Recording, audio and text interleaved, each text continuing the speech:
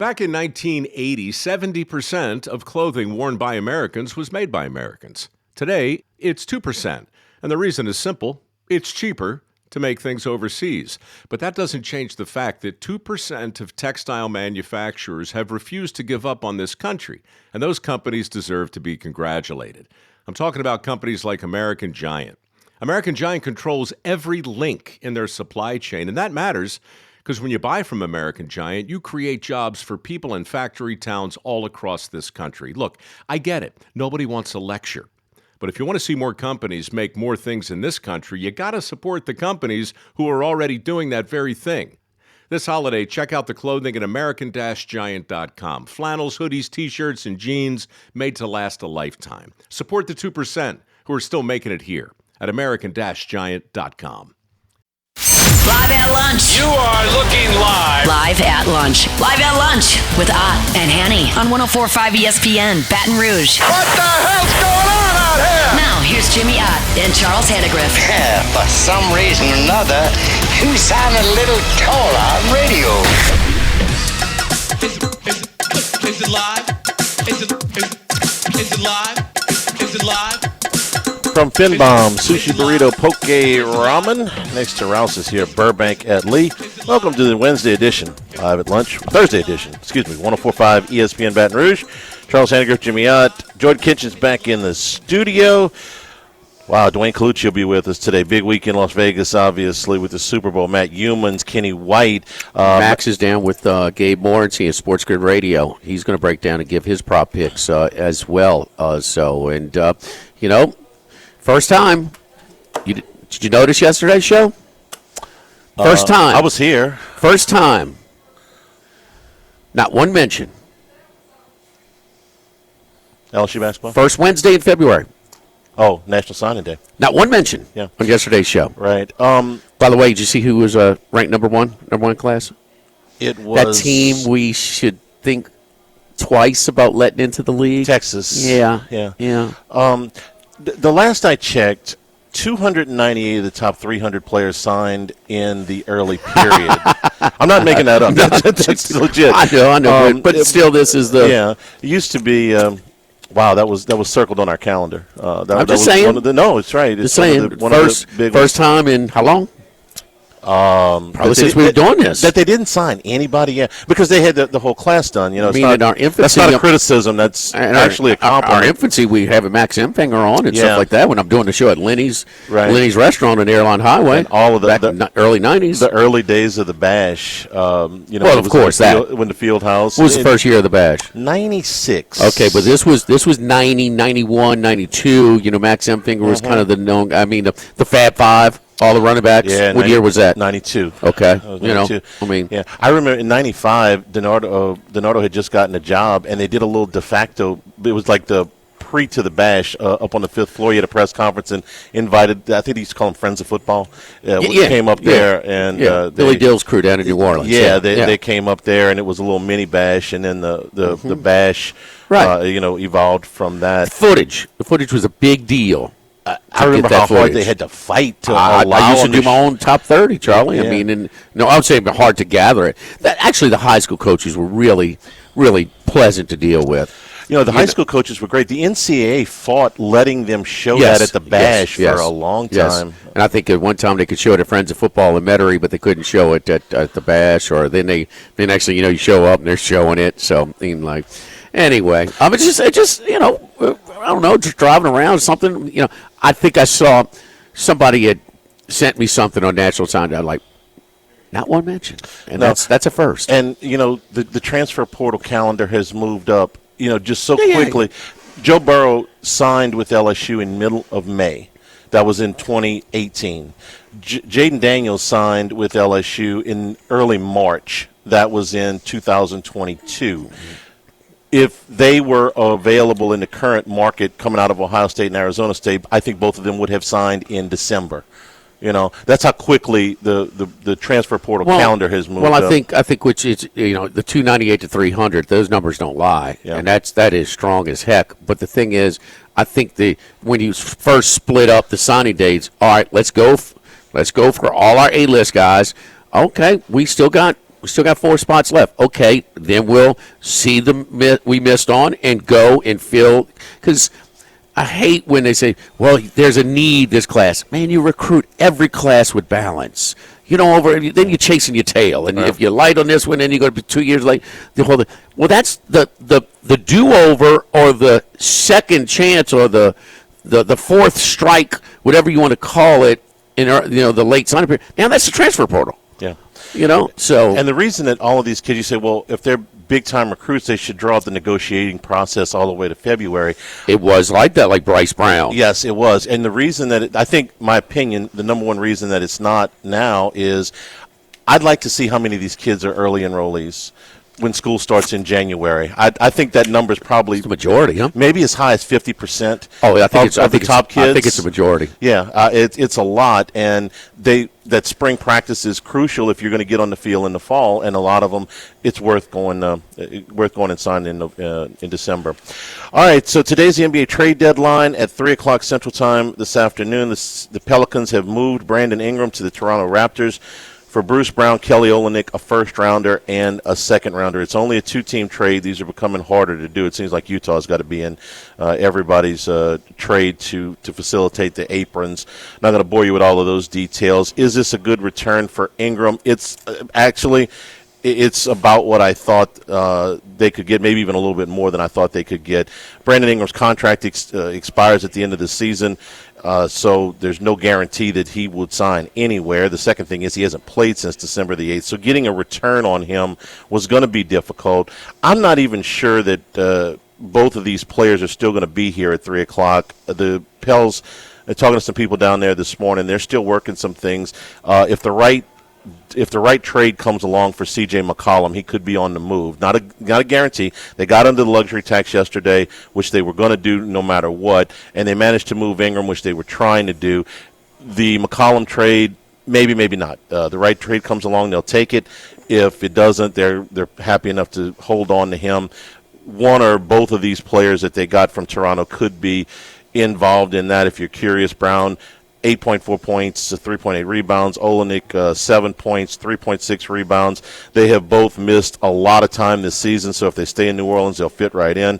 Brown's only played in 17 games, and Olynyk's only played in 23 games this season. And yesterday they moved these to the Thunder for cash, and that got them under the cap. So that's what's going on down in New Orleans with the Pels. The long will there, won't they? They what maximize will they get? Ingram? No, absolutely not. For today they did. This is about as well as they could do today. Had they moved him last summer, I think they could have done better. That's just my opinion. But today is this as good as they could do, still holding on to him 6 hours to the trade deadline? Yeah, I think it probably is. The other basketball, anything on that? I mean, they're in full tank mode down there right now, trying to get.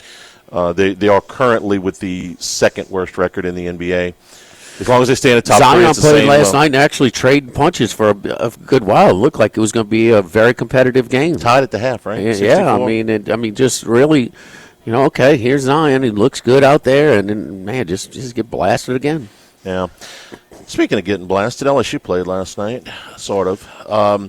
81-62, the final score. You want to talk about fool's gold. Mike White, what year is he there? 3, huh? Same as McMahon, I believe. Okay. I think because he went from Florida to Georgia, and Florida and LSU both hired new coaches the same year. I think it's his third year at Georgia. LSU, who is ranked going into the game 322nd in the nation in three-point shooting, somehow managed to make 9 of their first 15 three-pointers last night. The score was tied at 27. You knew that couldn't last, and the shot selection, the rest of the game, they went 3 for 18, which is more along the lines of what they normally shoot. And once the three-point shooting wore off, Georgia pulled away and won this game very, very easily. The shot selection, complete fool's goal that they were able to make 9 out of 15. The other stats, completely demolished on the glass. They lose the rebounding battle by 21. And if you watched any of the game, and I did, because at 27 apiece, the line had gone down to 7.5 in game. And if you're watching, look, I'm not much of an in game. I got it 6.5. Yeah, I'm not much of an in game wagerer, but it's like LSU's tied with them because they're shooting 9 of 15 from 3. Well, that ain't going to last. And Give you credit, Charlie. You let me know, alerted me, off the air, and I said that makes sense. Yeah. They did not make a 2-point basket until there were 2 minutes to go in the first half, just to give you an idea. They, for this team that is not a very good shooting team, shoot 33 threes and 25 twos and get demolished on the glass. Anyway. Yeah, but we look at the shooting statistics a lot, but, man, look at 9 more assists for Georgia, 21 more rebounds they got demolished for Georgia, 5 more steals for Georgia, 3 more blocks. I mean, it just – And if you watch the game, they got to every loose ball. Some of those were loose ball rebounds. LSU just looked like they Georgia's were a tournament team, man. LSU's, That's not a bad team, LSU's a cellar dweller in the league. I mean, they're going on the road. I mean, they should get beat handily. You are now 9 games in. You're 1-8. Your average margin of defeat in the conference is 14.6. Even if you take the 31-point blowout against Texas out of it, it's still over 12. 6 of your 8 losses have been by double digits. You haven't been really in any of these games with an opportunity to win. Okay, so bigger picture again. I mean, it's not going to finish good this year. It's probably not going to be great next year. Probably not going to be a tournament team next year. I mean, why are you wait? And you say, well, if it gets embarrassing, we're embarrassed yet? 15 points a game. I mean, that's pretty embarrassing to me. But and so again, if you're and there's a couple of things that come to mind. You got boom. Put out your feelers. Hey, we got a chance to get this guy. No, nobody that really just is would be a real grab to get. Then you do it next year, okay? But man, you look at the support and look at the crowds and think, what's it going to be like next year? And Joe Dean's all saying, I hire coaches. The empty seats fire them, and to be so far third in your own arena is embarrassing. That's embarrassing. The other thing is that. The Will Wade thing, I said, well, are they going to – Chris Beard demanded $3 million out of Ole Miss NIL budget. Is LSU going to come up with that? Is LSU when they there's only so much money for football. I mean, of course football, but I'm sorry, other sports, gymnastics, women's basketball. I mean, you got to call roll on the bench for them to see who's there and who's not. I mean, the baseball. I mean, so – Will Wade would actually come and say, give me this. I'll hustle. Yeah. The supporters for the. You understand? Yes. So as crazy as and embarrassing. I don't think it's what's more embarrassing, rehire Will Wade or what's going on right now? What's going on right now? Okay. By 10 city blocks. Okay. And look, I don't know if the Wade thing is realistic or not. You hear different things about that, but somebody else. But the money situation at LSU is realistic, is it? He would be a conditional coach that would, I'm sure he would handle. I don't want to speak for Will, okay? Now, I haven't talked to Will about this, but I would think that, I got some guys that I already got, and I know I can hustle this. You don't think that would bring a little excitement? It'd bring a ton. I know you got your revenue sharing coming in next year, but you got to raise some NIL dollars. This is not a roster that's built to compete. Don't forget our friends over at Finbomb Sushi, Burrito, Poke, Ramen.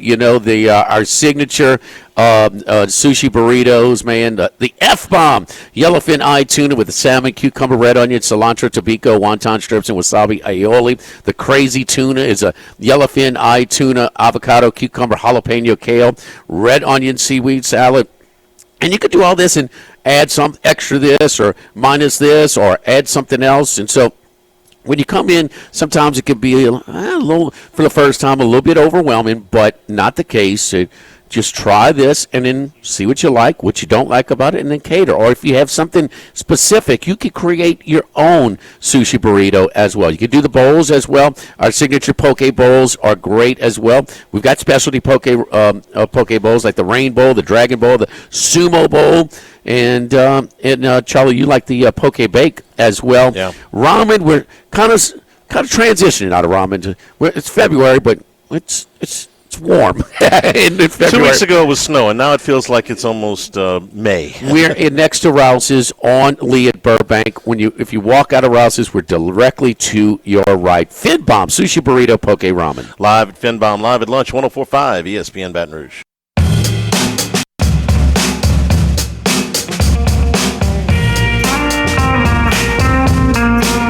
Live at lunch with Ott and Hanny from Finbomb. Sushi, burrito, poke, ramen on 104.5 ESPN Baton Rouge. All right, our boots on the ground down at the Super Bowl at Radio Row at the Convention Center in downtown New Orleans is Max. And Max did a good job hooking up and spending some time with Sports Grid Radio's Gabe Morency. He's a betting at Sports Grid Radio's on XM 159. It is based out of Las Vegas. Guys like Andy Iskoe or regular. I mean, he'll do like an hour or two at times with them. It's like VEASAN. It's a national sports gambling network. And so he's a betting analyst, a handicapper. Here is Max sitting down at Radio Row with Gabe Morency. Welcome back to Radio Row here in New Orleans. Pleasure to be joined by the sports betting guru himself, Gabe Morency. You can follow him on Twitter at Sports Rage. Is that right? Welcome in. How's New Orleans treating you so far? Hey, we're having a great time here in the Bayou. New Orleans is a great host city. And I tell you what, I went out on Bourbon Street over the weekend. People asked me, where did I go? I told them I don't remember where I went. I know I went out somewhere on Bourbon Street. That's a familiar story for a lot of people. So I know you're a Bills fan. Look, Saints fans know a lot about playoff misery as of late. It's always tough. But what do the Bills need, in your opinion, to get over the hump? I think it's more psychological at this point, to be honest. It's almost or not play the Kansas City Chiefs. As simple as that sounds. If the Chiefs could somehow, lose before they play the Buffalo Bills, I think the Bills could beat anybody but the Chiefs. But speaking of the Bayou, man, I don't know what the hell happened with Joe Brady. Joe Brady has done a great job. And he's going to be a head coach in the National Football League one day. But Joe Brady, who did such a great job taking over for Dorsey as the offensive coordinator for the Bills, all through the year, for whatever reason, got tight in the championship game. They went away from the run. The Bills ran for 73 yards. This is something that should be noted for Saquon Barkley prop players. Saquon Barkley's, people get scared off, it's 112 and a half yards. The Buffalo Bills ran for 73 yards in the third quarter alone.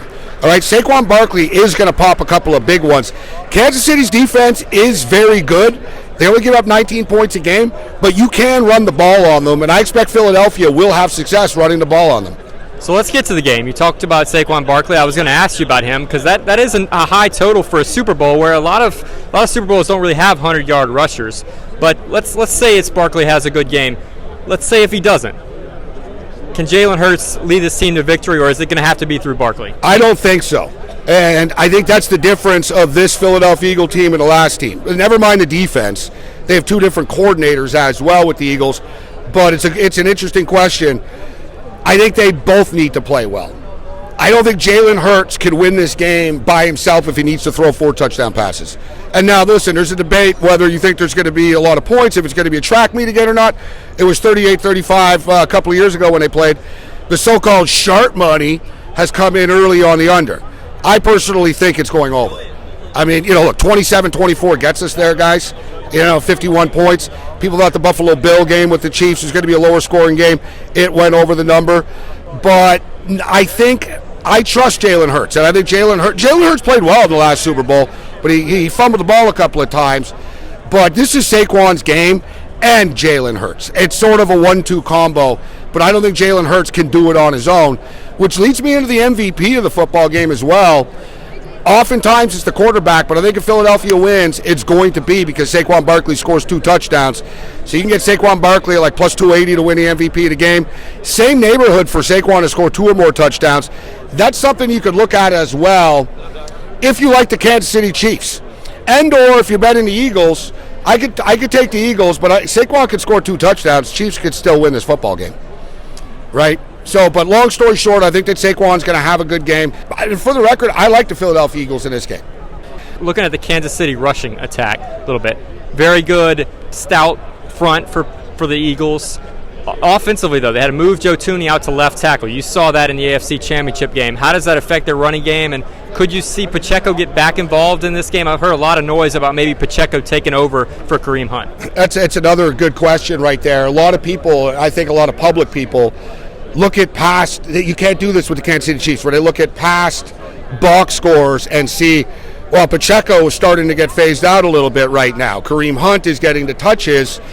Yeah, Pacheco was coming back from an injury, and now they've also had a couple of weeks to prepare. And not to mention, Andy Reid likes to think outside the box. But with that being stated, we all know Philadelphia are really hard to run the ball on. All right, so I think Kansas City are going to throw the ball more. The rushing prop that I like for the Kansas City Chiefs, I think will be Patrick Mahomes. I think Mahomes will be the one. Their defense is so good. Not to mention, their defense is so good. There's going to be plays that just aren't there, right? There's just not going to be there for him, and he's going to have to take off. And there's going to be other times where he's going to be under pressure. And we all know this. Once you get to the Super Bowl, baby, John Elway, the helicopter through the air, there is no next week. There is no tomorrow. These guys are playing for an all-time legacy here. I expect Mahomes to go over his rushing yard prop. Mahomes may be one of the more efficient playoff runners that we've ever had. And he's not a speed burner, right? I mean, that's the thing with Mahomes. He's not the fastest guy. He doesn't have the strongest arm. I mean, at Texas, he used to throw deeper balls at Texas Tech. They don't throw bombs with the Kansas City Chiefs. Everything is that sort of West Coast, quick slant, quick hit type of stuff. But his IQ, and I'm not saying Riley Leonard, so anybody out there, don't say this that I'm. But like Riley Leonard somehow, you look at the guy and you figure this guy couldn't be the starter at a high school football team, let alone this guy's not rushing for 70 yards against an SEC team. He has that football IQ, right? He sees. Mahomes just sees things. He's got that, Wayne Gretzky, the greatest hockey player ever, Wayne Gretzky had a saying, and he used to tell his teammates, go to where the puck is going to be, not where it is. And there were a lot of times where the Buffalo Bill defenders were sort of running to one spot when Mahomes was like, well, you guys are running there. I'm setting it up over here. And he's just so good at it. So I like Mahomes' rushing yard prop to go over the number. Just hope he doesn't have those extended kneel downs like it's happened before where people had the over and then whoops, and the next thing you know. Yeah, well, this guy really kneels down. He backs it up like a truck. That's the problem. So a couple other things. I know you bet about any sport. You have a lot of bets. I'm sure you'll have a lot on the Super Bowl. But college football, I know you were at the LSU-USC game, if I'm not mistaken, last year, the opener. I think you were on USC. Tough one for the home fans, at least our audience out there. Garrett Nussmeier coming back. He's a Heisman favorite, one of the contenders out there. What do you think about him? Brian Kelly's fourth season now. The pressure's starting to ramp up, but they spent a lot in the portal. What do you think about this LSU team coming in next year? I would have my concerns right now about the direction of where this program is going. We saw with the Underwood situation, recruiting is never going to be an all-out problem at LSU, but at the same point in time, they're not getting everybody that they want right now. I mean, you had Thomas Jr., Malik Neighbors, and Jane Daniels on the same team. How you ever, so people talk about recruiting. Okay, you going to get a better trio than that? Right? No. And you couldn't win then. And now, and I'm sorry, for your audience. And now, I don't know about the talent I can get at Notre Dame. How's Marcus Freeman doing in South Bend, Indiana right now? They're one, and they're not relying on the old Rudy stuff like Kelly did either. Right? It's a new tradition there. They're building their own thing. Freeman's made Notre Dame cool, and quite frankly, look, the last three coaches that coached in Baton Rouge all were champions. I don't see a national championship coming anytime soon. I'm just being real. Going on McAfee later this week. That's always one of my favorite parts of Radio Row from what I've seen at home. This is my first one in person, but you have a great time with McAfee. You going to be on this week? We will be the last guest. I don't know how I'm privileged enough to be the main event. I'm really not the main event when you consider all the awesome guests that McAfee has, but it's become a Media Row tradition. Since year one that Pat's been on Media Row doing his show, I've been the last guest of the week. We give all of our best bets, and we really bring it and have some fun with some great guys on the McAfee show. Where else can people find you later this week? You can find me on Twitter X at Sports Rage. Nice and simple, at Sports Rage. I'm on the Sports Grid Radio and Television Network, Sirius XM channel 159. But best place to follow me is on Twitter X. You'll get all of my links for everything that I do. Gabe, really appreciate your time. Welcome to New Orleans, and have a good week. Good luck. I will say I've always had a great time going to LSU Tiger games. So I look forward to coming down and going to a game sometime. All right, so Pat Mahomes' rushing yards is 37.5, no question. I mean, he steps it up, especially with his feet. He can run. I remember that I talked about it, trying to find guys who were so comfortable in the pocket so early who could still run. Well, he's a totally different runner than Jaden Daniels. But, I mean, you remember that AFC Championship run against the Tennessee Titans? I do. For about 50 yards? I mean, that's as good as it gets. So he's smart. He doesn't spend a lot of time on the injury list because he picks his spots. But definitely in the playoffs, he's more of a running threat. And you'll even see some designed runs like we saw in the conference championship game against the Bills. Saquon opened up, Charlie, 3 and change to be the MVP. It's down to plus 260. Gotten a lot of support. And these MVP awards, you have some build-up for the season. Who's been, it's hard to get it out the quarterback's hands, but there's no comparison who's had the better season this year, Saquon or Hurts. And so he's got to build up. That's why he's the shorter price than the starting quarterback for the Eagles in Jalen Hurts. So Saquon's rushing yardage about 115. Checking on your different spots there. Don't forget our friends at Relief Windows. Relief Windows, if your homeowners requires wood windows, well, you got to get them to last. I mean, I wish I knew about Relief Windows and the R-Last wood windows by Geldwin that are built to last. Unlike your average wood, which is treated on just the surface, is treated straight through the core, offering unparalleled protection against rot, against water saturation, against termites, extreme weather conditions, from the desert heat to the snow here in South Louisiana. These wood windows are built to last. Relief Windows, 230-5652 and reliefwindows.com. Live at FinBomb, live at lunch, 104.5 ESPN Baton Rouge. It's time. It's now Colucci time. Dwayne Colucci is back to give his best picks on 104.5 ESPN Baton Rouge. Oh, don't you love that intro, huh? It's time, huh? Man, my hairs come up on my arms, man, when I hear that. That is music to my ears. You hear the horn. How you doing, Kaluch? Doing well, guys. You guys surviving down there in the Super Bowl neck of the woods? yeah. We sent Max down to the Wolves to go try and deal with all that. We're sitting back an hour away and at the different restaurants that we tour around here. But a lot of excitement, and it's been a little bit of this is the longest stretch, Charlie, between Super Bowls at New Orleans. It's a host. I believe it is, yeah. So, Vegas is going to be in the mix now. Of course, they didn't invest that much in Los Angeles without having a couple there. So, but New Orleans has more than anybody, and so it's back up and running. Now, what you guys at the Rampart in the South Point are kind of, I guess you're branded as sort of the locals place, kind of. A lot of the locals, what are y'all doing special for your Super Bowl crowds on Sunday? Well, it's always a casino-wide party at both properties. And, if you come to the counter, we're right off the bat giving you the 105 big special. So That's unheard of, just laying 105 on a game of this magnitude. The big game, 59. Just to lay 105. And also now our money line has Chiefs minus 110 and Eagles even money. So you got a 10-cent straddle there on the money line as well. I mean, it's just, that is the deal of the century. And when you're in Las Vegas, you'd be silly just because we have locations in Summerlin and on the South Las Vegas Strip not to visit us and take advantage of it. Also, we have parlay cards. Rampart is going to be a casino-wide party, $13 buckets of beer, food specials, T-shirts, private parties for the best, customers that we have and the top players. And just the casino is going to be wide open. We have drop-down screens all over the place, Jimmy. So we're going to be broadcasting the game to the masses.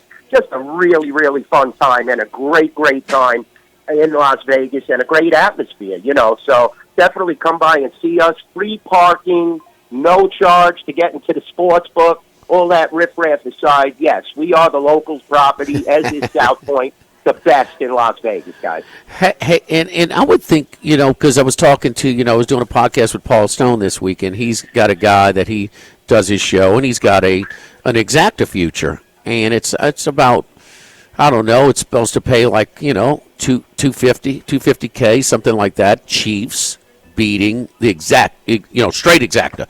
Chiefs to beat Eagles in a Super Bowl. So not just that particular future, but any type of futures. You're going to have some Eagles. You're going to have some Kansas City. Because of the 105 juice, man, if I'm looking to hedge, I'm going shop at the Rampart or the South Point. Is it that sort of common for some of these guys with these futures to come take advantage of that 105 juice at your place? Yeah, definitely, and especially if it's the customer that you're talking about that has been showing off that big ticket. Yes, he has frequented the South Point and the Rampart several times. So, yeah, I know exactly the feeling when you have to hedge. You definitely want to come and lay that 105 juice, especially when you're talking about 6 figures, 5 figures. Who wants to lay 110,000 when you could lay 105, 105? Right. So, right. That's definitely the deal, and where you could make that little extra money. And every dollar counts. I mean, let's be honest. When you're doing this for a living, or if you're doing this professionally, every dollar counts, and that's what you market it as. And that's why we want to attract these customers, whether it's the people hedging, whether it's the people wanting to make sizable bets. I just got off the air with Chris Andrews. Chris said, come down. We'll take $200,000 on the Chiefs right now. That's how it is. It's definitely what we market. Just come to the counter, come to the window, come into the building, and we're going to take care of you at the Rampart and South Point. And that's a great point that you bring up, Jimmy, that, these guys are hedging. This is where the deal is, especially if you're in Las Vegas. What is the biggest Super Bowl bet you guys taken? I mean, not just this year, but in the past. I've taken, in the past, I remember definitely, I want to say 300,000 that we had taken, and that's several years ago. I believe that was when Tampa and Guilford won that year, and it was on Tampa. We actually lost that bet. He did a little Skip Burtman there, huh, Charlie? Yeah, he didn't even know Skip. Ooh, Colucci. Yes, the guy in the desert that Charlie and Jimmy, my guys, talk to. Yeah. Hey, Colucci, do you think this line goes to Pickett by the time they kick? I don't know, Charlie. I'll be honest with you. I'm waiting for the Chiefs money to come in. I'm very surprised. I mean, the team had a lot of trouble scoring. They didn't score over 30 until last week. But, if they do cover this game, I think they'll have a 9-11 spread record. Keep in mind, they haven't given up a 100-yard rusher in God knows how many playoff games.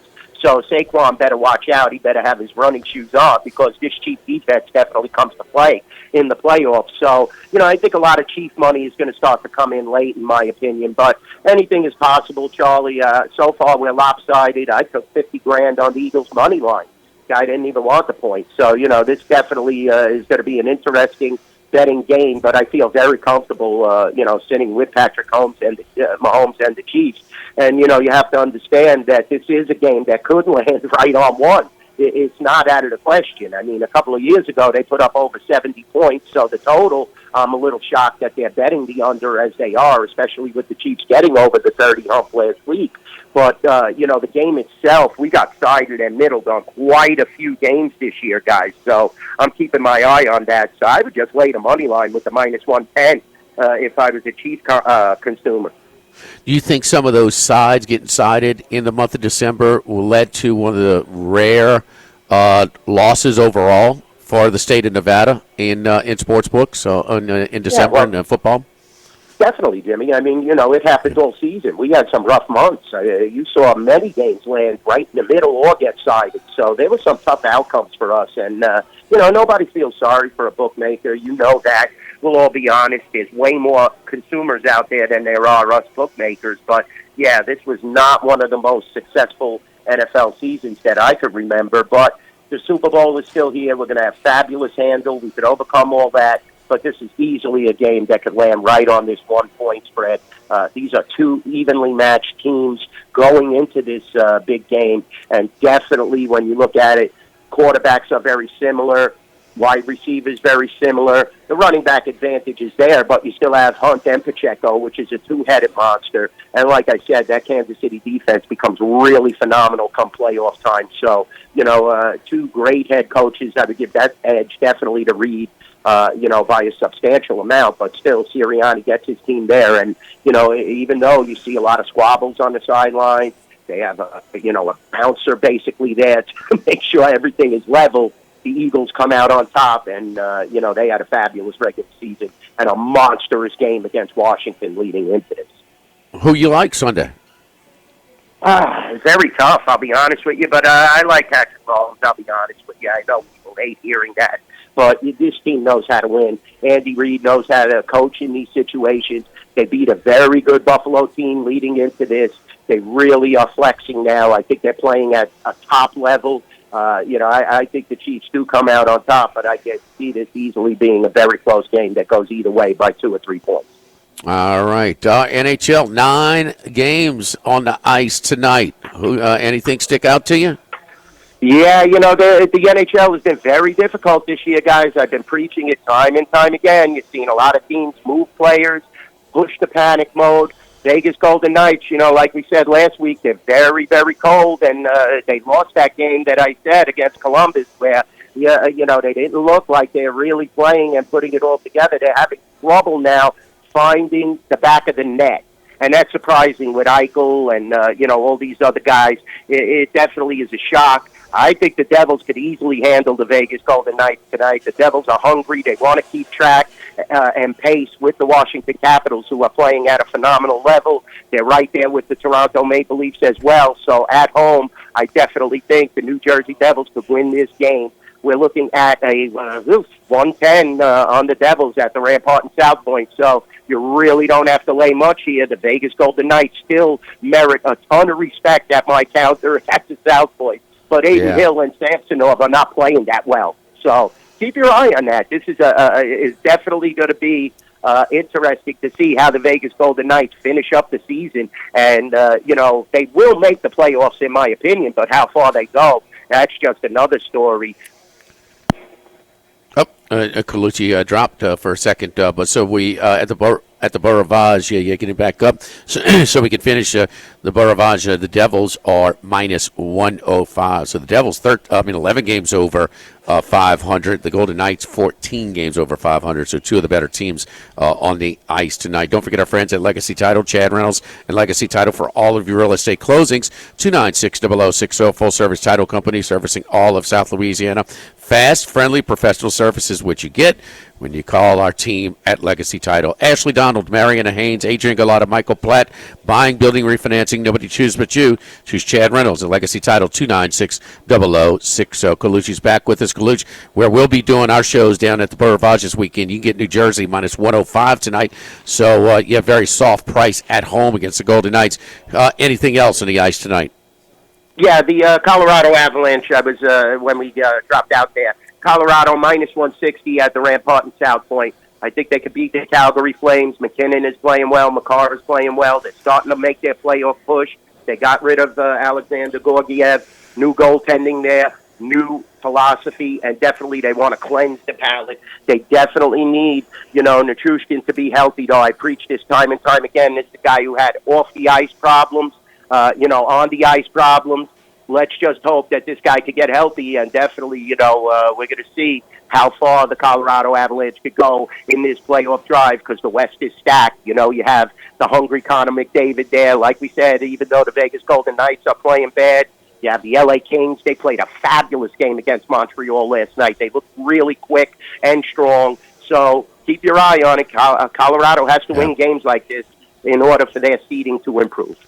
Yeah, Hanny was talking about that earlier. McKinnon and McCarver, how hot they were for the Avs a little bit earlier in the show as he was coming in. So it's the first thing I brought up this morning. You know the Handy man, huh? You know the Handy. Well, so when you go down to New Orleans, everybody talks about the Hurricanes, okay? The legendary drinks, they're sweet as hell. It's a recipe for a hangover. Charlie, there's another place called Tropical Owl that serves a hand grenade. It's called the Hanny Hand Grenade. So down there on Bourbon Street. Now that's where you're really getting into some stuff there, Kaluch. So hockey hand grenades and fishing. That's hockey handy grenades. Handy grenades. Handy grenades. I like that. He caught a lot of fish last week. Deep sea fishing in Cabo.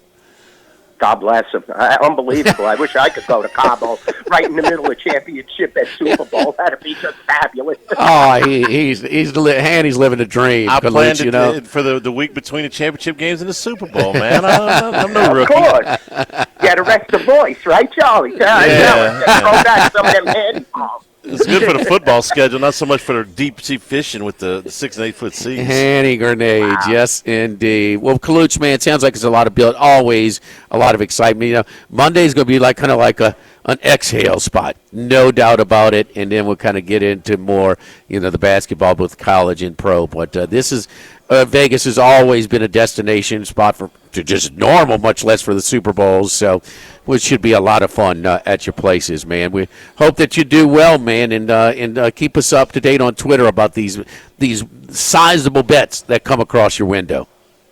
Yeah, definitely. I'm going to be doing that. And thank you, guys. Let's have a great end to the season, great Super Bowl, big game, and slide right into March Madness, NHL playoffs, and NBA playoffs. So it never ends. And then the Kentucky Derby, we're going to be firing up picks. And Delmar, I already got the reservation, Jimmy, so we got to compare this. I'm going a little earlier, so maybe I can rub elbows with no, we need to compare notes. Cougars out there. Yes, we got to go cougar hunting at the Kraken, baby. There ain't no doubt about it. So, no doubt about it. Thank you, Kaluch. We appreciate it, buddy. Have a great one, guys. I appreciate you. Live at Fin Bomb, Sushi Burrito, Poke Ramen at Burbank and Lee. Live at lunch, 104.5 ESPN Baton Rouge.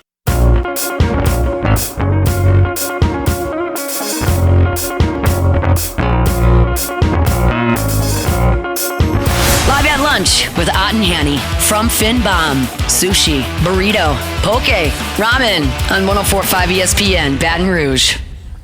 Clarification on the Brandon Ingram trade from earlier. That pick, that first-round pick that they're getting back from Toronto is actually Indiana's pick, and it is top 4 protected, so likely to be in the latter stages of the first round.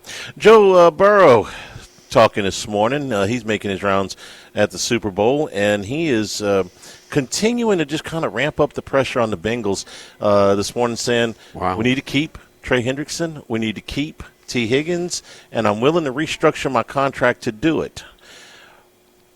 I don't think that means give money back, but he's willing to defer money in order to get those guys back. He's been beating his drum for 2.5 months now. Yeah, I mean, this is not something that he started this week. It's just not a good sign. It's just, you run an organization. Is this in the best interest of your team? That your quarterback's saying all of this publicly? No. It makes you look.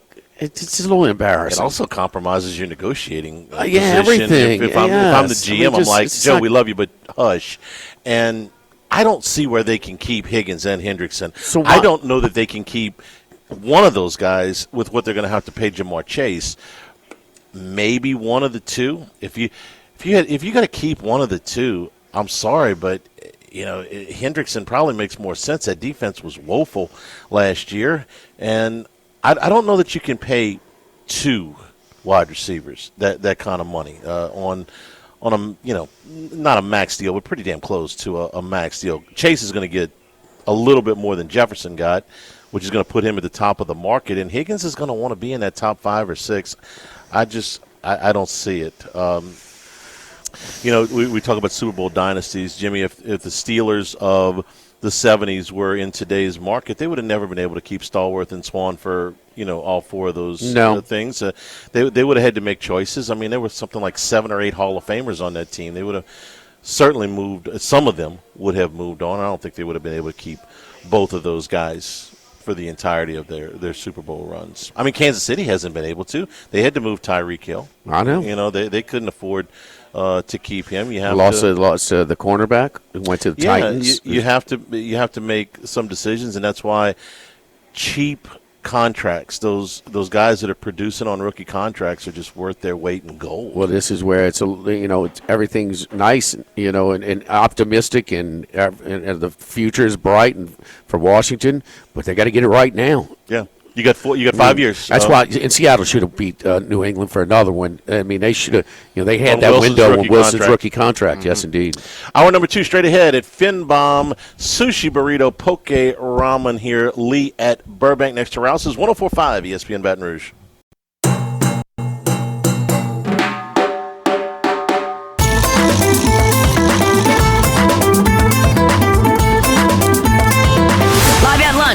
Ottenhanny from Finbom. Sushi, burrito, poke, ramen on 104.5 ESPN, Baton Rouge. Scott to Las Vegas, hook it up with Matt Humans of VSiN.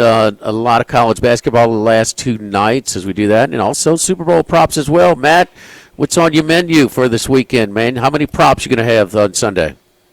Not that many. Typically, I have 10 to 20, and this year so far, I think I've got about 7, and I don't see a whole lot more I like. And I don't know, for some reason, the props just not jumping off the page at me this year in terms of a bunch I like to bet. And I've typically had a lot of success with these things, but if you don't have an edge, you don't need to force it, and that's kind of the philosophy I'm taking on this Super Bowl, because I don't see a lot of props that I think are great bets where you have an edge. Now, you might have a different opinion. Other people might too, but that's just my personal opinion on this Super Bowl.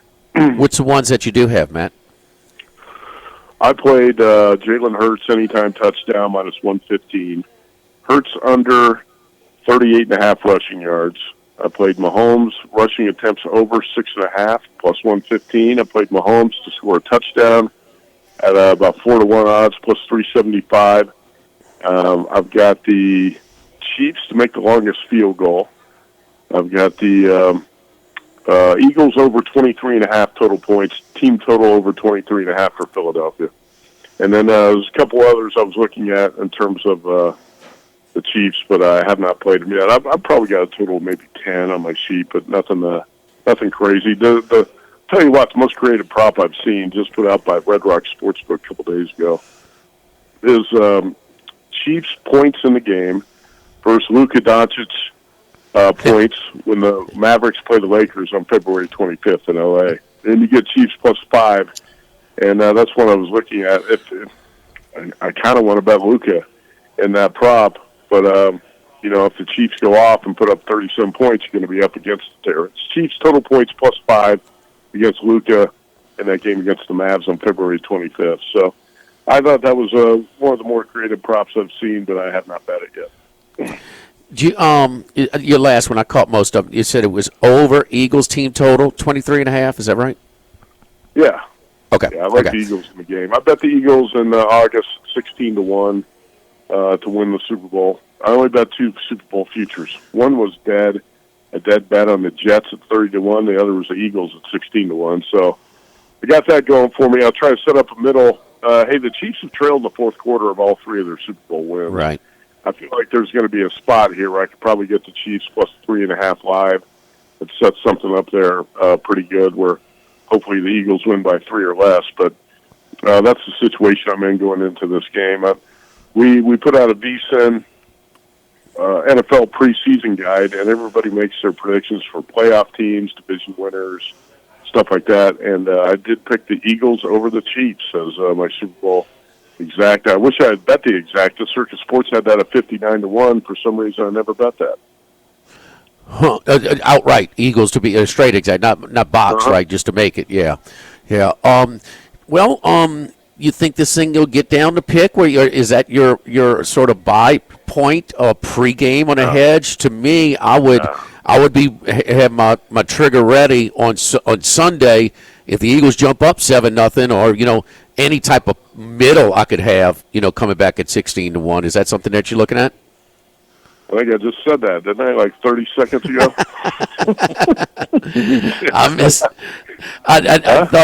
I thought you were. So you're not looking. You don't think it's going to go to pick?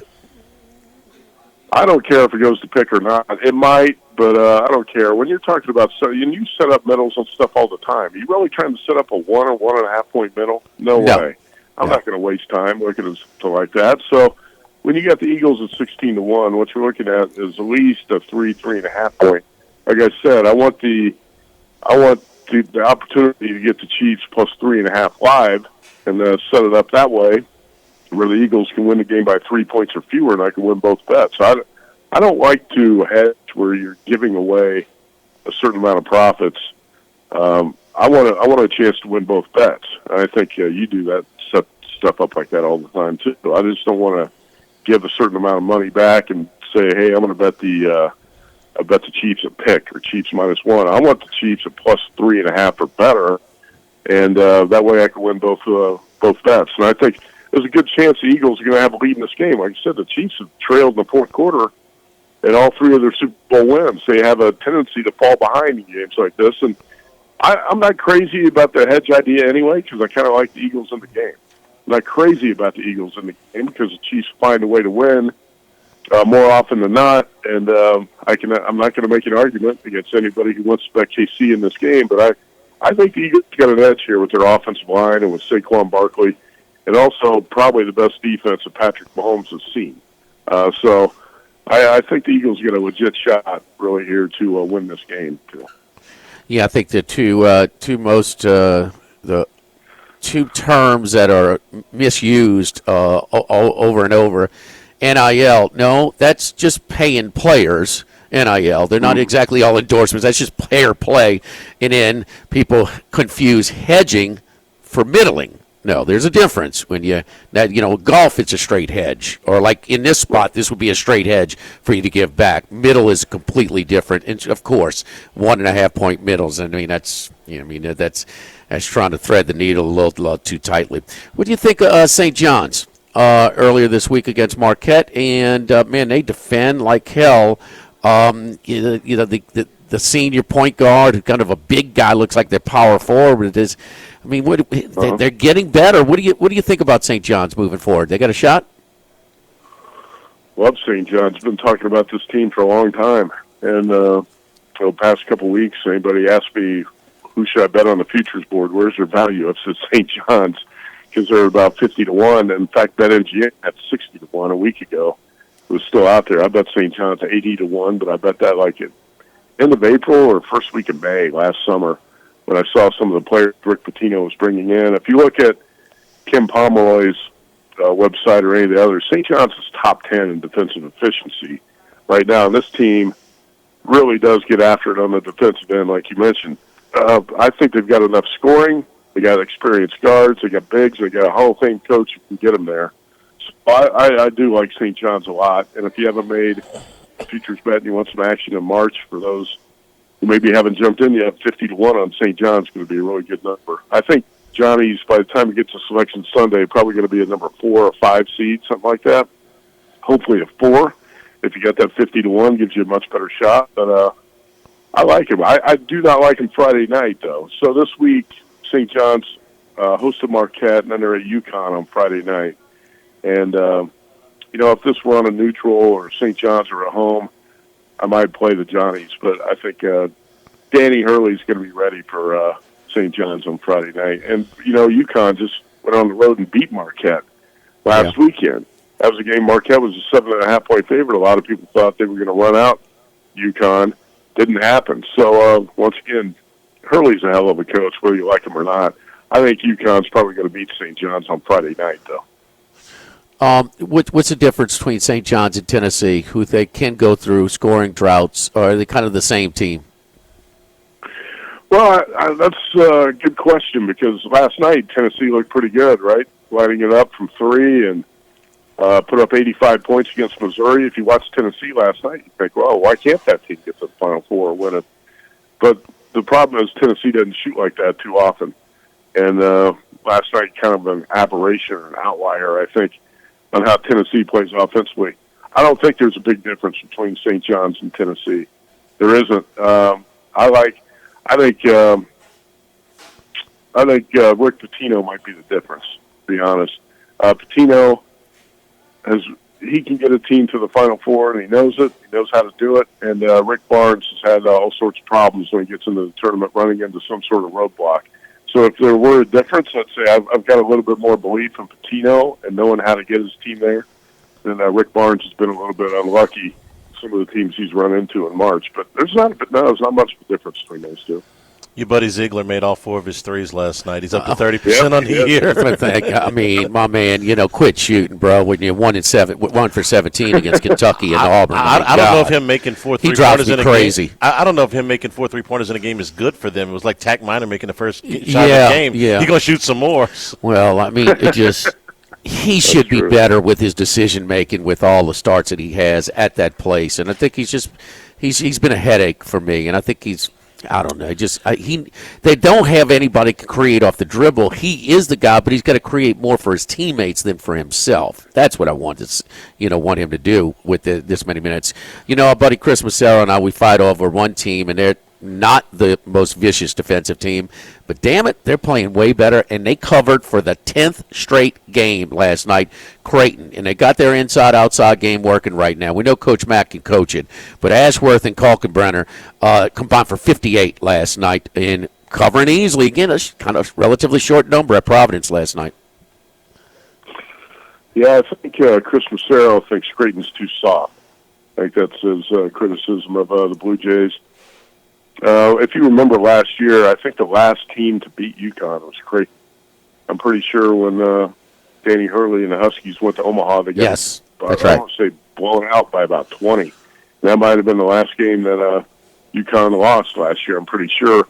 I like Creighton enough. I think I don't see why Creighton can't be a Final Four team. Very close to being a Final Four team a couple of years ago. I think lost to San Diego State in the last minute. With Kalkbrenner and Ashworth, you got two guys who can certainly get you there. So I don't have any futures on Creighton, but I would not argue if you wanted to bet one.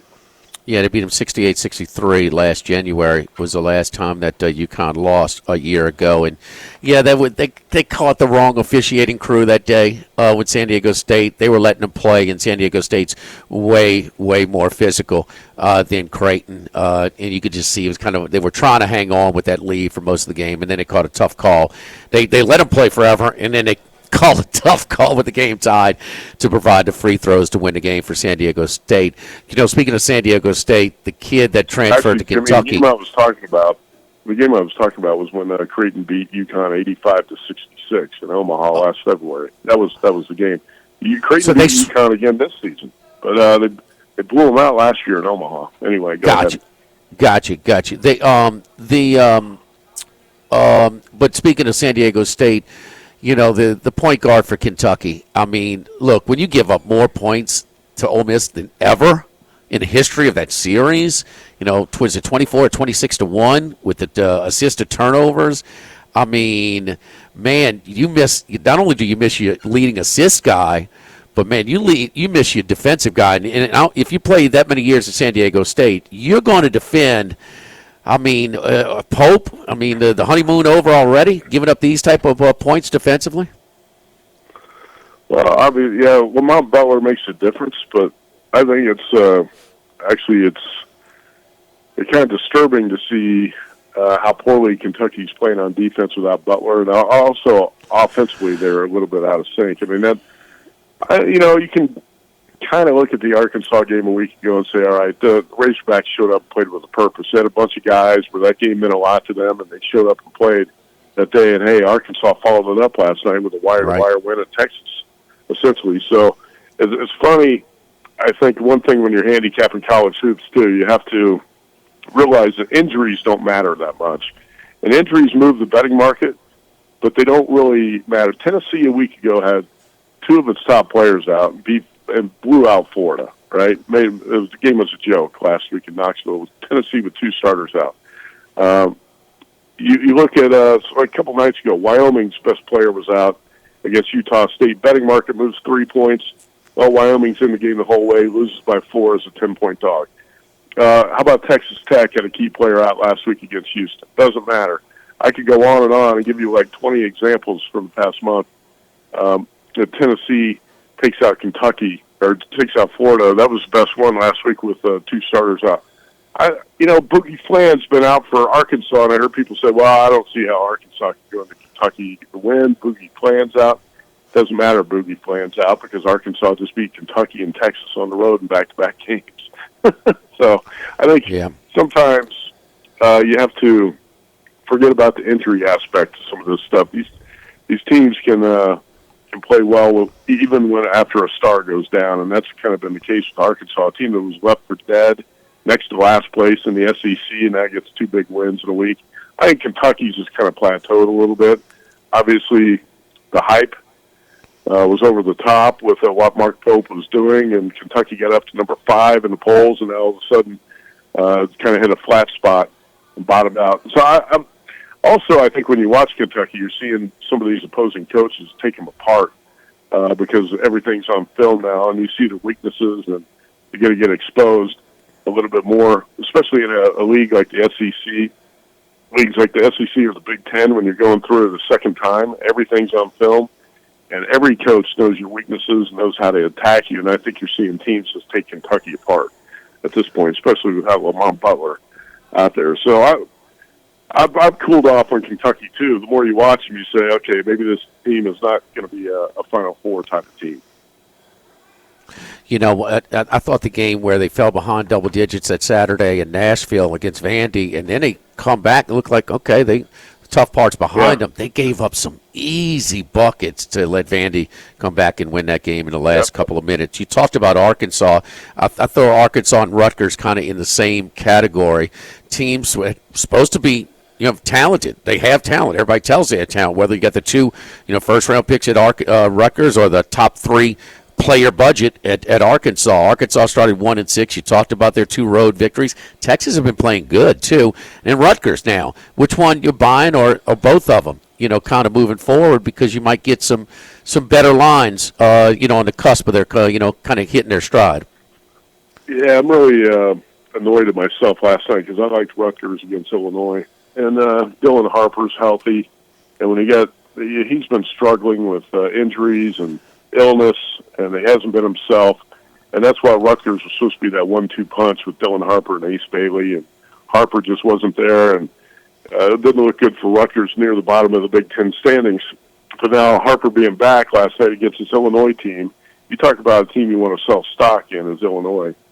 Since that 109-77 win at Oregon, Illinois has shot 24% from three-point range.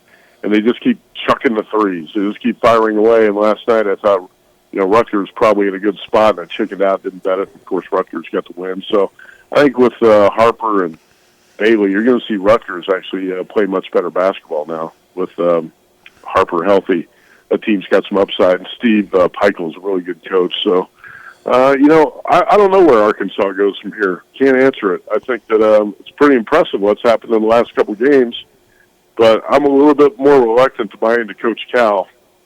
It might just be something where this team played at a high level for a week, and now they fall back off because they were next to last in the SEC, and that's such a tough league right now. How many, but have you guys determined how many SEC teams are going to get in the NCAA tournament? Is it going to be 11 or 12? I think. 12. And guess what? Arkansas is kind of sniffing around, I know. with these wins. Arkansas, 44 net. Yeah. 44 net. Yeah. Going to be 12 teams, right? 13, huh? I'm saying 12. Who you got out? State? Yeah. Okay, State's played their way out? Okay. Currently, they are a net. No, they're still a net 30. No, 30s you say for the net.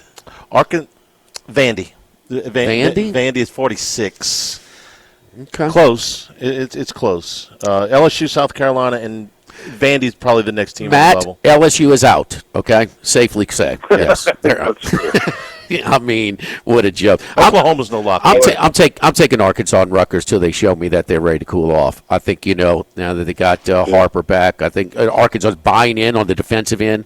They're getting after them, man. They played great defense last night against Texas. I'm gonna ride them until they show me that maybe it was a week. I can live with that.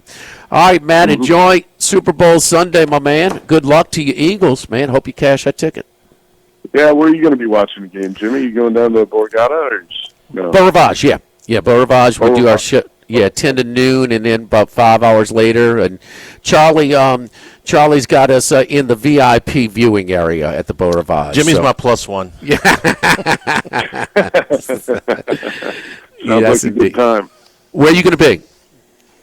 Circa. I'll be at Circa all day. We're doing shows all day at night. I'm doing a post-game show. So, unfortunately, when you do the post-game show, that means you can't have 20 drinks during the game. So I'm going to have to keep it under control. I would advise against that, yes. So. Yeah. Welcome to my world. Good luck, Matt. Thank you, buddy. All right, you bet. Thanks. All right, Matt Humans checking in. Charlie, want to highlight something that that caught your attention? We've touched on a lot, especially college basketball. Yeah, the Kentucky thing. I asked you earlier in the week if you thought they were a Sweet 16 team. You kind of lean in yes, and maybe confidence shaking a little bit in them.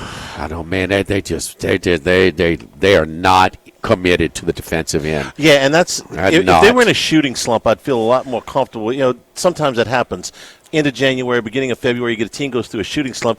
You don't go through a defensive slump. Right. Either you defend or you don't. I'm kind of lukewarm to them right now, and I liked them an awful lot about 3 weeks ago. Yes, indeed. Don't forget our friends at Workbox Services. Workbox can handle all of your movable storage needs, commercial or residential.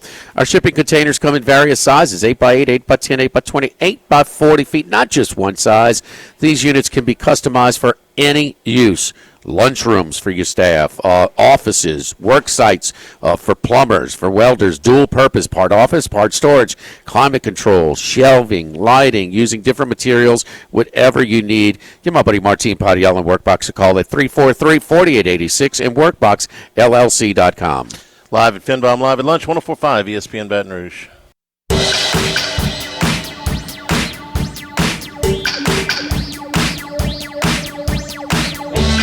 Live at lunch with Ott and Hanny from Finbom. Sushi, burrito, poke, ramen on 104.5 ESPN Baton Rouge. Today's show also brought to you by Coastal Capital Advisors, your full-service financial planners. When it comes to retirement, no two situations are alike, so let Coastal Capital Advisors work with you, as well as your business partners, your legal team, your tax professionals, and make sure all of your retirement goals are achieved no matter what your age, no matter what your financial situation. Coastal Capital Advisors will work for you. I know they will because they work for me. For more information, contact Philip Fontenot and his staff, 337-981-1376, or online at coastalcapitaladv.com. Advisory services provided by New Age Advisors, LLC, doing business as Coastal Capital Advisors. Securities offered through New Age Securities, member FINRA, SIPC. The NFL Awards show tonight will include the induction into the Hall of Fame for up to 5 players that are on the ballot. Jimmy, I think there's 3 locks tonight and one very likely. I'll see what you think about this. I think Antonio Gates is the biggest lock on the board tonight, one of the great tight ends of all time. I think that Luke Kuechly, the great Carolina linebacker, even though he only played 8 years, compares his resume compares very favorably with Patrick Willis, who got in with a very similar length career. I think Adam Vinatieri. What are you talking about? What number? They both retired early. I know, but that's it. Just Pro Bowls, tackles. They're very similar numbers. And I Kuechly thought did a lot more than tackle, man. So did Willis. Yeah, I mean, he was with the interceptions between those two. Gosh, I'd have to look. Kuechly was really, really diverse. I mean, versatile. I mean, he could cover downfield. His instincts around. I just think he was around the ball a little bit more than Willis was. Maybe a more ferocious tackler. I mean, Willis, man, nobody's going to try and. My guy was, but both were. And Willis is already in. Both for about a 5-6 year stretch. Maybe the best in the game at their position. Yeah, 18 interceptions for Kuechly in an 8-year career, and Patrick Willis in what was a 7-year career had 8 interceptions. Okay. Yeah, so the interception number is that's one I didn't look at. In pass cover. Well, I mean that's 18 snaps. I mean 16 snaps. Yeah. That's not the whole picture. He covered guys. I mean, he was just really, really versatile guy, man. And his I mean, Dello used to laugh at me. I loved watching him play, and I know Willis too. Yeah, I mean, both for but that's all. Just I didn't know Willis is already in. So Kuechly put gets him in. Man. No, Kuechly's a lock. Put him in. And you know me, I like excellence over compiling. Yeah.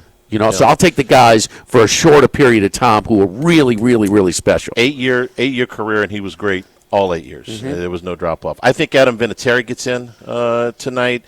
How many kickers are in? Stenerud, Anderson, and he's got the most clutch kicks in the history of the game. Yes, I think Vinatieri gets in. Yeah. Now we get to Eli Manning, who I think is getting in, but will probably spark the most debate.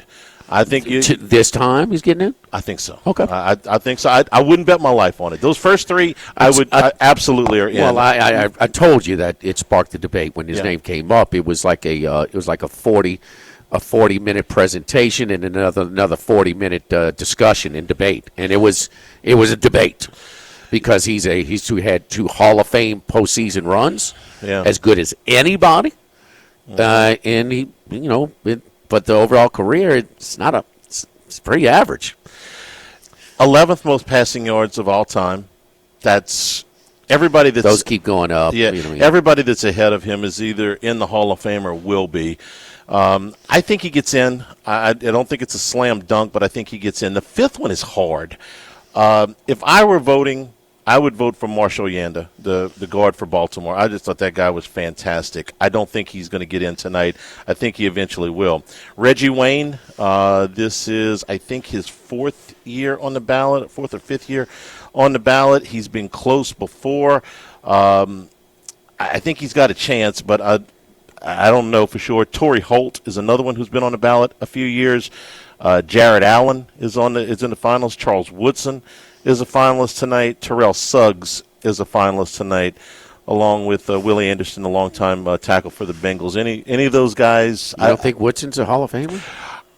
I think he is, but I don't know if he's getting in tonight. Out of all of those names, he's the one you like the best? Holt, Jared Allen, Marshall Yanda's my favorite out of this group. Charles Woodson, Reggie Wayne, Terrell Suggs. Suggs is up there, too. Yeah. I mean, that's a great career. I can't see how Woodson's going to be kept out of the Hall of Fame. If it's not this year, I mean, I'll be very surprised. You think Manning gets in, by the way? Not this time. You don't think he gets in this time? No. Okay. Yes, I do think he gets in, but not tonight. Yeah, and I think the same thing about Woodson. I think he gets in, but not tonight. Well, maybe Woodson will, get another award over another Manning. If I got to pick the 5th guy, I'm going to say Torrey Holt gets in tonight. No, he's a Hall of Famer too. Yeah, he's a Hall of Famer. That's my pick tonight. So Gates, Kuechly, and Vinatieri for sure. Manning probably. I'm going to say Holt gets the other. United Community Bank, the local way to bank big, with locations from Baton Rouge to Golden Meadow, and including their newest location right down the road at Burbank and Bluebonnet. Running a business can be difficult enough without the right relationship with your bank. With United Community Bank's local business bankers, you're not just a number, you're a partner. Our great team at United Community Bank: Prentice Wilkes, Heath Meir, Nicole Glover, Hunter Creed, David Campbell, and David Henry. United Community Bank, member FDIC, equal housing lender. Live at FinBomb, live at lunch, 104.5 ESPN Baton Rouge. Live at lunch with Ott and Hanny from FinBomb. Sushi, burrito, poke, ramen on 104.5 ESPN Baton Rouge. All right, let's go out to Las Vegas. My man Kenny White, long-time odds maker, now professional handicapper, flipping sides of the counter. Kenny, what's your plans for Super Bowl Sunday, buddy? Hey, Jimmy. Good afternoon. Very interesting. This will be the first year I actually play in a charity golf tournament in the morning. It's for a good friend of mine who passed away about 6-7 years ago. He was a local baseball coach, junior college for many years, and then he took over the UNLV baseball program. I coached with him in high school. Great guy. Passed away before his time, and they've been having his Super Bowl parties. His Super Bowl parties used to be off the chain. Everyone went, and it was just a blast. So Super Bowl is a big day for the family. So they started a charity golf tournament, and that money goes to a good charity every year. And I'm going to play in it for the first time. He's been passed about 6-7 years ago, and I haven't had a chance to do it. And this year I'm going to play in it finally. Good job. And that's in the morning. That's in the morning. That's in the morning. I'll be done by noon. And then I'm over to the in-laws' house, and I'll watch the game with the in-laws. There you go. Where you want to start? With your Super Bowl props, or we got a full slate of women's basketball tonight? I'm going to do Super Bowl first and give you a little tidbit on some work I did since the last time we talked. So, my ratings, I start the year power rating every individual player out for each team. Beginning of the year, I had Kansas City 2 points better than Philadelphia. Now, I upgrade that rating throughout the season. I do not upgrade the player power ratings because it's too difficult. I upgrade the team rating after every game. And at the end of the year, I had Kansas City a half a point favorite in the game. Well, my daughter asked me, Can you break down the offensive lines, the defensive line, linebackers, secondary, and skill players for both teams, and let me know who's better? So I went back and I re-rated every player on both teams for the season that they had, and Jimmy, I didn't think I was going to have a play on the game, so I did the work. And Philadelphia's roster is just a much better roster. Their skill players are better. They have the three of the top four skill players in the game. They have the better offensive line by 2 points to the betting line. Kansas City's got 2 average offensive linemen. Philadelphia doesn't have an average player on their entire starting lineup, let alone the offensive line. And then there's three average offensive players on the Kansas City defense. Philadelphia's got 3 players in their second string that would all start over those 3 players on Kansas City's defense. So my new rating, I have a 5.5 point difference. Philadelphia by 5.5 in this game. There is the Patrick Mahomes factor, and I could, make adjustment for 2.5 points, but I think Philadelphia -3 is the right line in this game. So I did bet Philly. I took the 1.5, and I think that I took plus 105. Actually, I didn't take the 1.5. I bet it while it was 1.5, and I took 105. Plus 105 on the money line. You think this line will continue to go down, but are the more recreational people that come in over the weekend are going to, hey, I'm not betting against Mahomes? I think that's what's going to happen. And the recreational player, likes to bet that favorite, and they're the favorite, so they're going to bet them. No matter if they're 1 or 10, they're the favorite. Right. I thought 1.5 would be the right number, but after I did my work and I said Philadelphia should be 5.5, and then talking to a lot of other sharp handicappers here in town, they all have Philadelphia slight favorite in the game.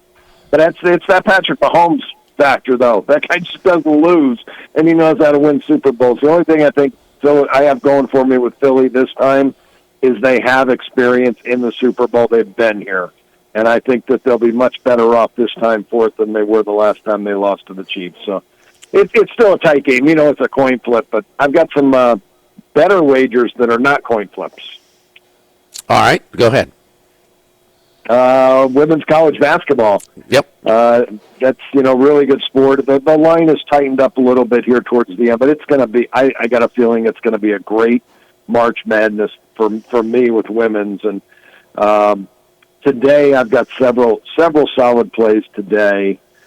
Down the board, I like Alabama. They're at Florida today. They did win by 10 already this year at home, but they're about 15 to 20 points in that range better than the Gators are. And when you're that good, there's no home, and so I laid the 8.5 with Alabama. That's not one of the better plays of the day. Northwestern's a good play, playing their rival, the Illini. They lost earlier this year at home by 25. 85-60, and in those circumstances, you get a let up from the opponent. And Illinois won both games last year, so I took 17.5 with Northwestern. I laid it with LSU, but I'm really afraid of the game because LSU plays Tennessee next. But they are such a much better team than Missouri, and I think if they continue to run, this game also goes over the total. I went over 146.5. And then the best play of the day, I think, is Maryland today. They're -1.5. I made them 10 over Oregon on the road. I think Maryland's the better basketball team. They got the much better roster. Did you consider looking at that Iowa with such a big win and all the pomp and circumstance, retiring Caitlin Clark's jersey over the weekend and beating USC to them maybe a little banana peel here tonight in Minneapolis, St. Paul? Oh, boy, I'm glad you brought that up. I didn't even really think that. I watched that entire game too, and you're right.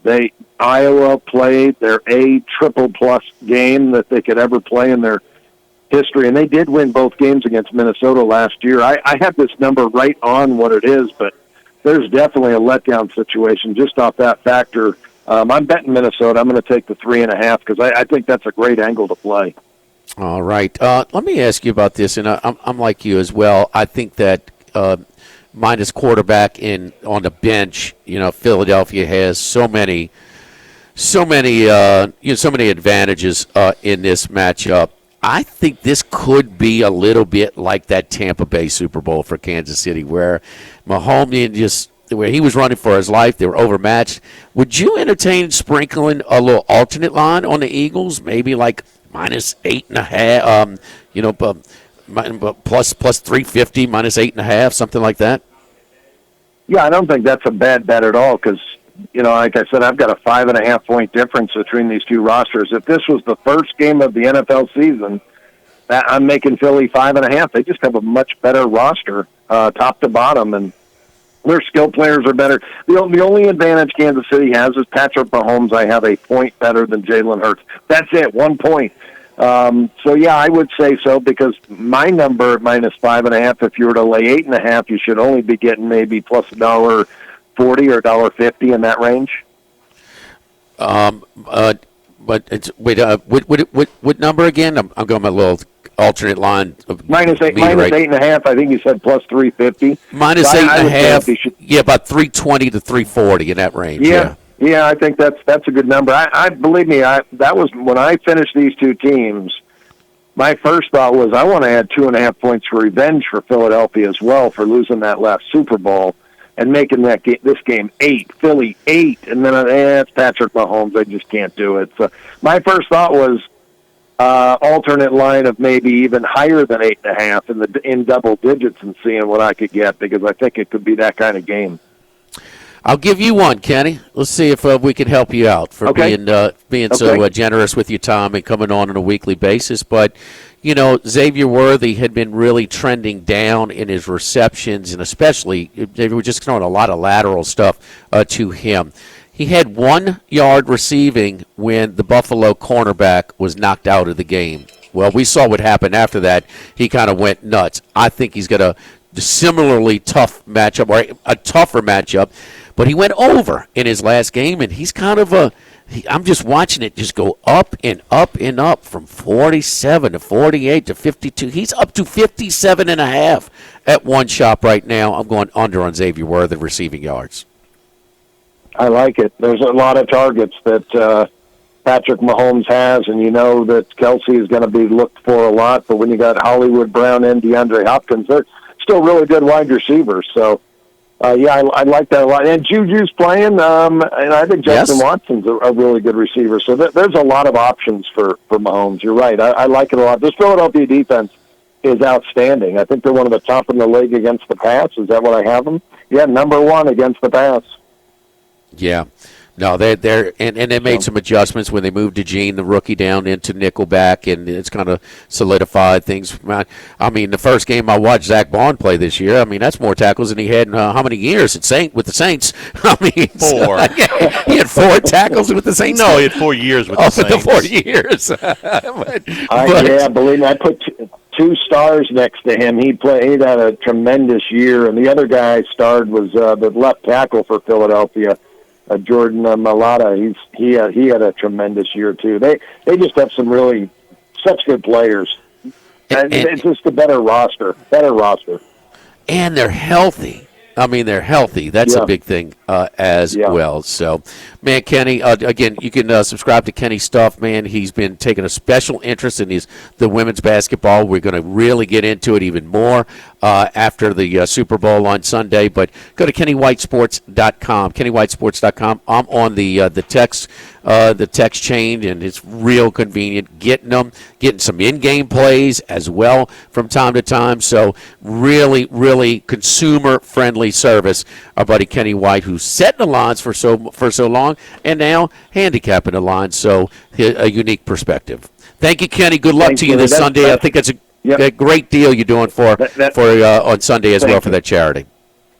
Thank you very much. Thanks, Jimmy. Have a great weekend. Enjoy the game. See you next week. All right. Don't forget our friends over at Total Diamond Performance. Total Diamond Performance with their this is the time to go and get that extra training, whether it's individual, if it's on a team level, whatever it is. You can go right down the street, Burbank and Burbank and Gardere. It's our new facility over at Total Diamond Performance. So the lessons, again, I mean, you can do group lessons, individual lessons, defensive classes, hitting classes.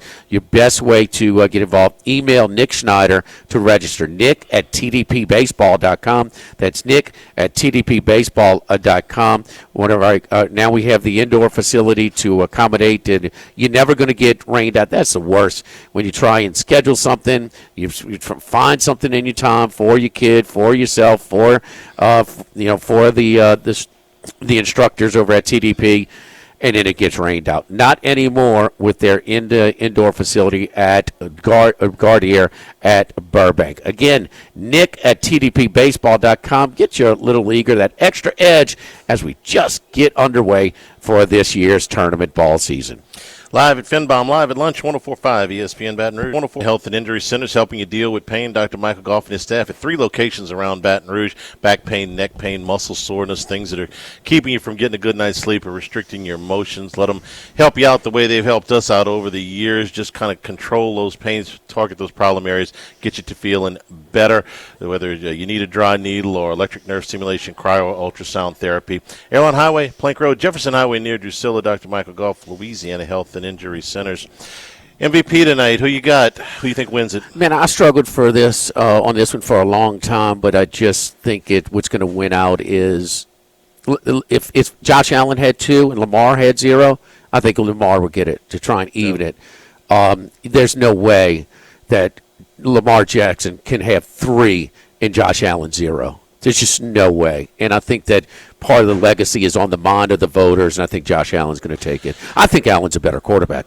Yeah. I mean, So. I think Lamar Jackson wins it tonight. I'm basing that on the All-Pro voting. You got a lot of the similar voters, and if they voted Jackson ahead of Allen, and by the way, I think this is a coin flip. If I were voting, I'd have a hard time with it. But I think Jackson wins it based on the fact that he was voted first-team All-Pro. Coach of the Year, O'Connell? That would be my vote. Comeback, Burrow? He doesn't think he's going to win it. He was quoted earlier this morning. He thinks it's a team award. He doesn't think he's going to win it. Okay, well, but he's going to win it. I would vote for him. He doesn't think so, but I think he will. Yeah. He wins so it today. Snoop Dogg hosting. I mean, all the A-listers will be there. Ethan Ott. He's going to the award show. Of course, he's going to have that one on us. Neither one of us have been to this thing. Seriously, NFL has invited some of those affected by the Bourbon Street terrorist attack. Yeah. So. He'll be down there at 8 o'clock down at the Sanger Theater. Can he do a seg tomorrow? I mean, give us a report. You don't want him. No. Let's maintain the sponsors we have. I mean, I got to be fair. It's just not this kid's cup of tea. Now that little fella that's going to come on who went 6-1 at the props. Oh, he'll come on Sunday. Oh, please bring him on. Yeah. He's got a return invitation. Oh, he's got sure. little Willie Clem, the Tuscaloosa Trend. Yeah, Ryan Day. Contract extension, 7 years, $12.5 million per year. I mean, fired. Who cares if you can beat Michigan? Fired or raise their extension. I mean, what is it? So, I mean, shame on them Ohio State fans, and that's now they all on the bandwagon. Man, y'all let 40,000 Tennessee fans in your stadium. Go home. The Auburn clause. Go home. Thanks to the folks here at Finbaum, here corner Burbank and Lee. We'll be at Rufino's tomorrow. Stay tuned for Hunt Palmer on 104.5 ESPN Baton Rouge. Live at lunch. The Thibodaux store, 900 St. Patrick Highway in Thibodaux. The weather's warming up, man. You're going down to the coast fishing. A huge selection of fishing gear at the Thibodaux store. Big selection of grills. We're not that far away. It's going to be grilling season. Big selection of grills, including the big green egg cookers. Also, crawfish pots and jambalaya pots. We're getting to that time of the year. All of these things accessible for you at the Thibodaux store. And we encourage you to shop online at ThibodauxStore.com with free delivery. Check them out. Their sister property in Pierrepart, the Pierrepart store, has just recently had their 113-year anniversary. All your lumber can be delivered out of the Pierrepart store. Home improvements, second to none, hand tools, power tools, plumbing supplies, electrical supplies, all of this at the Thibodaux store. Again, 900 St. Patrick Highway in Thibodaux, and online it's ThibodauxStore.com.